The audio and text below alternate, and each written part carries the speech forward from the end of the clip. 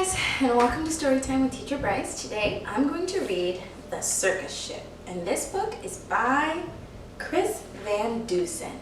So before we begin, of course we're going to start it just like circle time. So, eyes are watching, ears are listening, hands in lap, crisscross applesauce, crisscross applesauce, bubbles in mouth. Catch it. Okay guys, let's begin.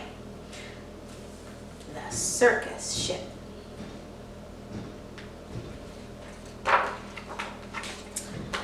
The Circus Ship.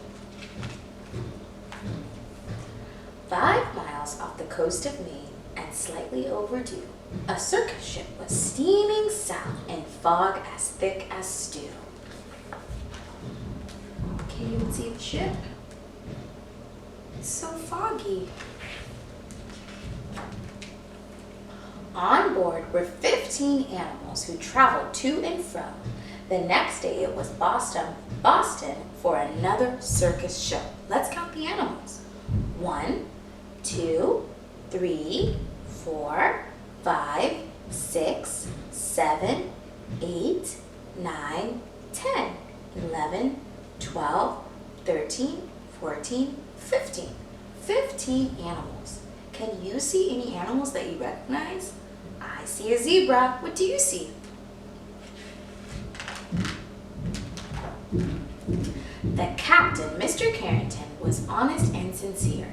He thought that they should drop the hook and wait for things to clear. There he is. Maybe we should stop. But Mr. Payne, the circus boss, was terribly demanding. He stomped up to the helm where Captain Carrington was standing and screamed, "Don't stop! Keep going! I've got a show to do. Just get me down to Boston town tomorrow, sir, by 2. There's Mr. Payne.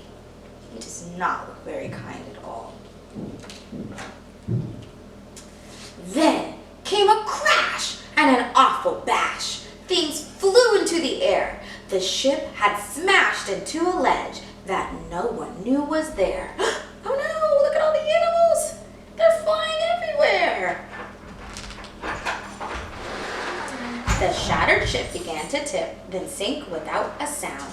The splashing, thrashing animals swam round and round and round. There they all are. They're wondering, what do we do? What do we do? What do we do? The captain said to Mr. Payne, "Oh no, what shall we do? We can't just leave them here to drown. We've got to save them too." "The animals!" yelled Mr. Payne. "Why, what are you, daft? It's me that you should rescue. Pull me into the raft right now. Now, ferry me to safety, sir, before I die of cold." "Do not question me," barked Mr. Payne. "Just do as you are told." Through chilly water all night long, the animals swam on until they reached an island beach just before dawn. They pulled themselves onto the shore, bedraggled, cold, and beat. They staggered to the village on weary, wobbly feet. Look at their faces. They look exhausted. They've been swimming all night long. Poor animals. The people in the neighborhood had just begun to rise. And when they saw those animals, they had to rub their eyes. Do you see an elephant? They thought they saw an elephant, but wait, how could that be? And what's that little monkey doing in the cherry tree? Soon, animals were everywhere, and they were into everything. There's an ostrich in the outhouse. There's a hippo in the spring. There's a tiger in the tulips. There's a lion on the lawn. There's a python in the pantry. It went on and on and on. This is Mochi, our dog. I don't know if you can see her, but she's here sniffing around. Mr. Hood was stacking wood and nearly jumped a mile when he found the alligator sleeping on his pile. smile. He is snoozing. And Mrs. Dottie Daly, who grew daisies by the bunch, discovered that the zebra had been eating them for lunch. And Mrs. Fanny Feeny found, according to the rumors, the silly little circus monkey swinging in her bloomers. Monkeys don't belong there. But everything changed quickly, like the turning of the tide, the night that Abbott's shed caught fire with Emma Rose inside. From high above the Abbott's farm, the tiger saw the shed.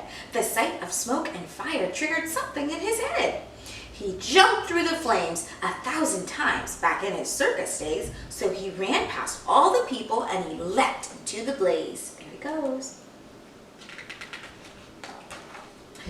Then everybody panicked. Help! Help! What do we do? When from the raging fire, something big burst into view. Look, it's the tiger. And what is he doing? He's saving the baby. It was the most amazing sight, and everybody froze when they saw the tiger saving little Emma Rose. She's like, whee! The tiger's risky rescue changed everybody's mind. The animals weren't bothersome, the animals were kind. And so they lived together. Side by side they got along. It didn't seem like anything could possibly go wrong. Lots of silly things happening in this picture. Look, they're having a picnic with the tiger. And it looks like there's a bear riding a bike on this page. And look at this camel, he's giving them a ride. I think the animals are being really kind. And so are the people. Then Little Red, the messenger, came running with the word. Apparently a circus ship had sunk from what he'd heard. The animals are from that boat. They swam in from the bay. The greedy owner wants them back and he'll be here any day. So the people called a meeting and they quickly hatched a plan. No animal that came ashore would sail off with that man. They're saying, no way. We're keeping all the animals because that man is not very kind to them. The next day, at the crack of dawn, a ship was at the pier, and up the lane marched Mr. Payne, whose voice was loud and clear. I am the circus owner. My ship sank in the murk. I've come to find my animals and put them back to work.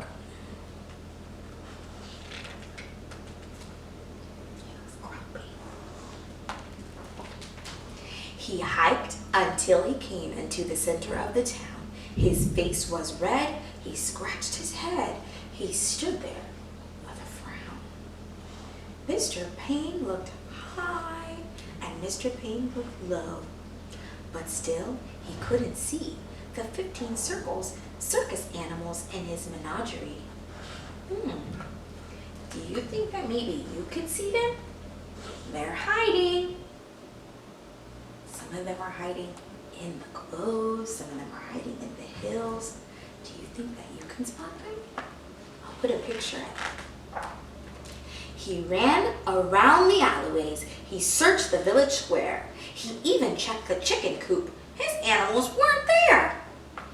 Mr. Payne was tuckered out. His heavy chest was heaving. Then Little Red stepped up and said, I think your boat is leaving. He ran off in a fit of rage. His ship was leaving sight. So he jumped into a rowboat and he rowed with all his might. Can you guys row with him? Row, row, row, row, row. He's in a rush. And from that day, they like to say, their lives were free of pain. It was a happy, peaceful place upon that Isle in Maine. The animals get to stay. I bet they're super happy with their new owners. The end. Okay, friends, thank you so much for joining me for story time. Parents, mommies, daddies, grandmas, grandpas, babysitters, whoever. You guys can check your email and there will be some activities and lots of fun things to do that will go with this book. See you next time. Bye.